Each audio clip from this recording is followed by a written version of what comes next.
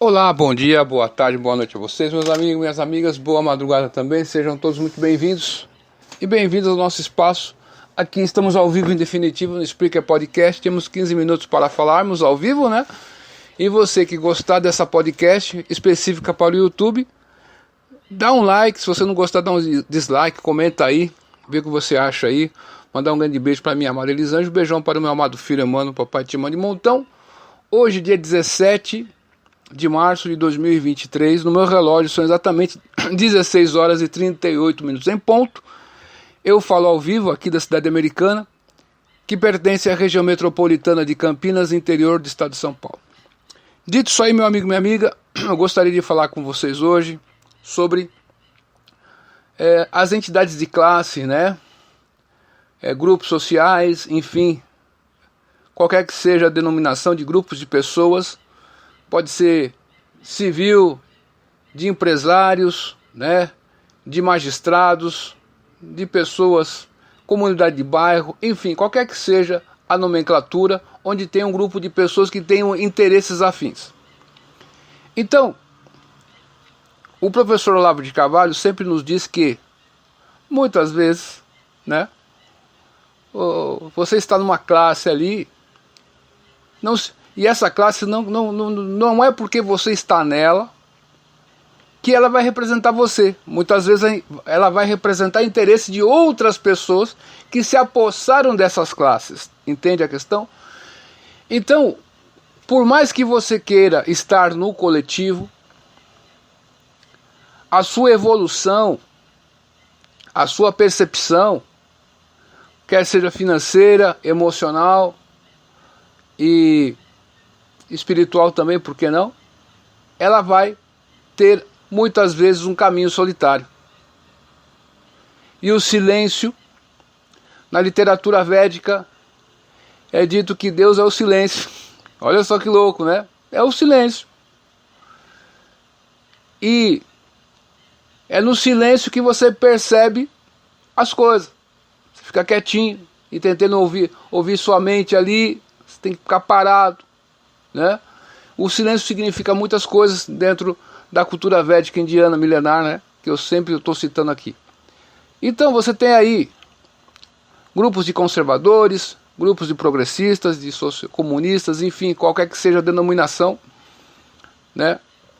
Mas um ponto importante, que é um ponto de reflexão e de inflexão aí para nós, é que, muito embora você esteja numa classe, essa classe não significa que está representando você. A Bíblia já nos falava, há muitos anos atrás, séculos e séculos atrás, orai e vigiai. Né? Mas por que é falado essa questão? Porque a natureza do mundo, né? Nós temos a física, né? E dentro da física nós temos a entropia, a segunda lei da termodinâmica. Algo que está organizado tem a tendência de desorganizar-se. Então, um pneu, qual que é a função do pneu? Ele vai ter que estar numa calibragem tal, e ele vai rodar, para você movimentar teu carro, beleza? Quando ele vai ficando murcho, aquela função principal ele perde. Você tem que fazer o quê? A manutenção. Calibrar de novo. Se ele está furado, você tem que colocar um macarrão, né? Muitos colocam macarrão, aqueles pneus que não tem câmera, né? Macarrãozinho ali e tal. Ou fazer um conserto ali, tá certo? Ou trocar o pneu, porque ele está perdendo a função. Então, as organizações, por mais que elas queiram nos ajudar, isso vale para a classe jornalística também, mesmo da direita, né? Meu espectro político é conservador, tá certo? Me considero conservador e monarquista. Aqui no Brasil, né? Enfim, dizem que eu sou afrodescendente, então é isso aí. Só que os rótulos às vezes nos atrapalham. Por quê? Porque ele vai para a vala comum e as pessoas se apossam das narrativas do grupo para desviar a atenção. O surgimento de direita e esquerda como concebemos hoje, as pessoas no imaginário coletivo, vem da Revolução Francesa. Isso aí não é um modelo legal, porque todos ali eram revolucionários, pô. Só que uns eram moderados e outros eram radicais, pô. Então, esse é o ponto. Então, você está no progressismo, na esquerda, né? A direita da esquerda, né?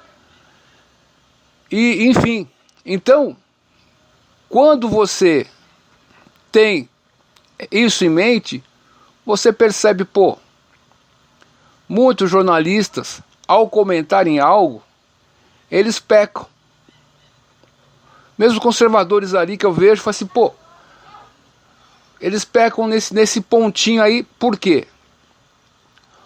Porque eles ficam presos em detalhes pequenos do cotidiano e o abstrato, o complexo ali eles não analisam e passa batido. E eles não conseguem dar ao público a verdadeira situação que vive o Brasil, o país Brasil, né? Por exemplo, o que está acontecendo no Rio Grande do Norte. Como a imprensa está noticiando, se é que está noticiando, entende? É ônibus escolar sendo incendiado. Pessoas que estão no ônibus são obrigadas a descerem do ônibus, né? Eles tacam fogo no ônibus, estão fazendo um esculacho total lá, queimando tudo. Né? O que é isso aí? Isso é democracia? Não. Né? Mas as autoridades que estão aí no poder constituído hoje, mesmo que nós temos aspas e mais aspas em cima disso aí, o que essas autoridades que no 8 de setembro apareceram, falaram, cagaram regras aí, o que elas estão falando hoje? Entende a questão? Onde nós queremos chegar? Né? Então, essa manipulação que aconteceu no 8 de janeiro, né? Você veja o que aconteceu. Pessoas que manipularam os manifestantes pacíficos ali e colocaram no colo dessas pessoas aquilo que você viu, né? Nem viu direito, né? Porque foram cenas ali cortadas, né? Bem montadas ali para darem uma impressão. Enfim, o que ficou foi isso aí que você viu. Então, pagou o pato pela inocência, pela ignorância, né? Você paga o pato. Na escola austríaca eu tinha um pensador que o professor Olavo sempre falava que estupidez ou ignorância criminosa, onde você deveria saber sobre algo e não sabe, você é culpado de não sabê-lo e você dança por causa disso. Então, dentro da política, nós temos que entender que tem pessoas que estão dispostas a fazerem qualquer coisa pelo poder, até mesmo tirar a vida de outras pessoas. Se a pessoa tem a capacidade de tirar a vida de outrem, é estranho, como o professor Olavo fala e nos ensina, que como que tem analistas políticos que não debruçam sobre esse assunto. É estranho.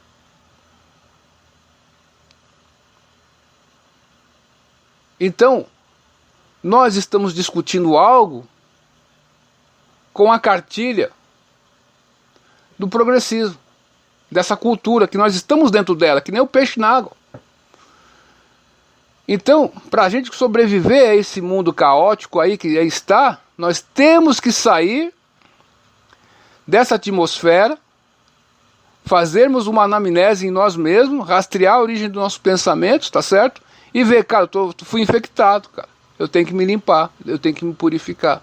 Eu não estou no estado sadio, entende? E depois que você faz essa limpeza, esse exame de consciência aí, e vai estudar sobre esses assuntos que infectaram o mundo todo, aí sim você pode dar uma opinião, tá certo? Embasada em estudos, embasados no que você está observando. Quando surgiu, há 5.000 anos atrás, a Batalha de Kurukshetra, essa palavra Kurukshetra é interessante. Kshetra quer dizer lugar sagrado. Kshetra é um lugar, é uma terra ali, tá certo?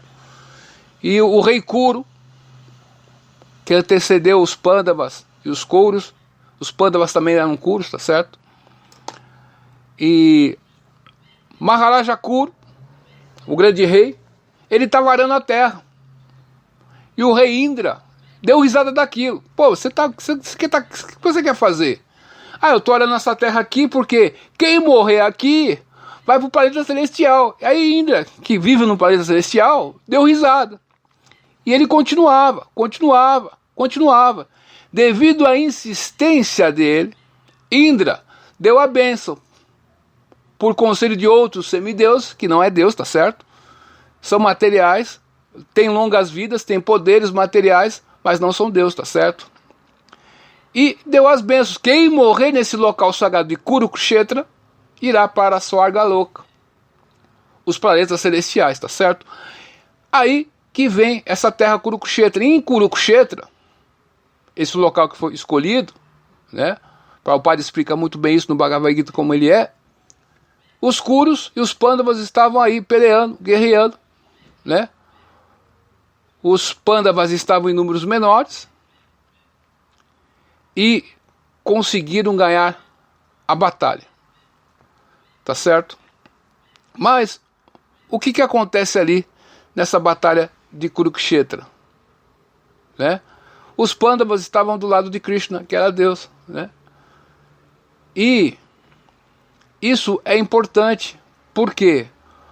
Porque dentro dessa questão política do cotidiano que nós temos aí, tem muitas nuances aí que são, como vamos dizer assim, muito peculiares. E se você não tiver um olhar também espiritual para a coisa, você vai perder o fio da meada e não vai analisar as coisas nas devidas proporções, entende?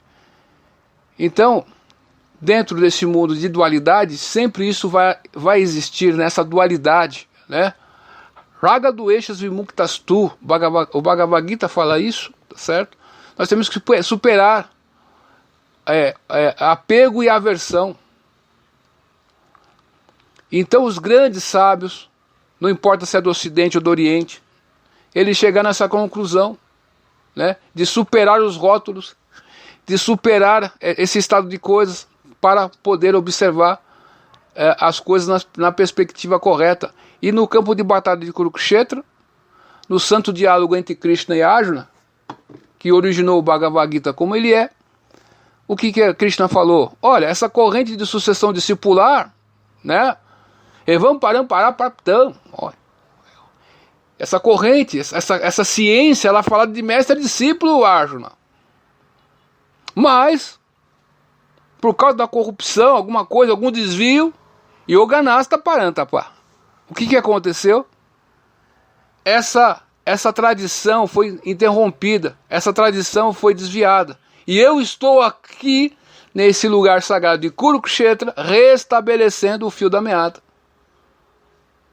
Então, não importa se você é ocidental ou oriental, pouco me importa isso, meu amigo, minha amiga, você que me ouve do outro lado.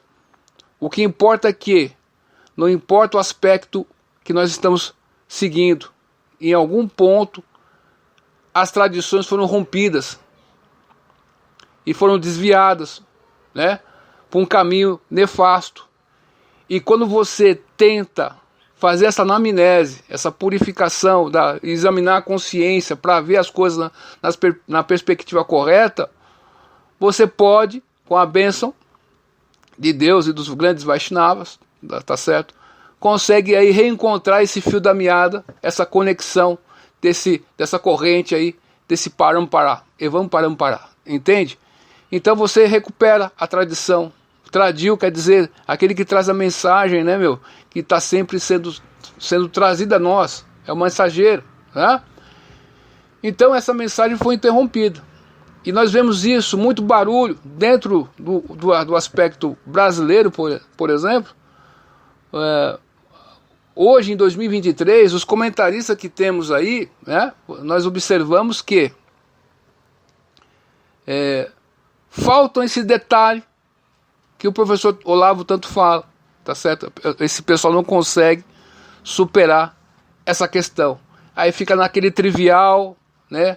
E fica aquele ciclo vicioso que não nos ajuda, tá certo? Então, às vezes você está numa entidade, numa organização, e essa organização, você que é do sindicato, às vezes ele está agindo contra você, contra os advogados de sindicatos que foram para o lado da empresa. Então você estava na organização, mas não quer dizer muita coisa. Então, muito obrigado pela sua atenção. Duvide de tudo, pois duvide da dúvida. Estude hoje, porque amanhã pode ser bem tarde. Até mais. Tchau.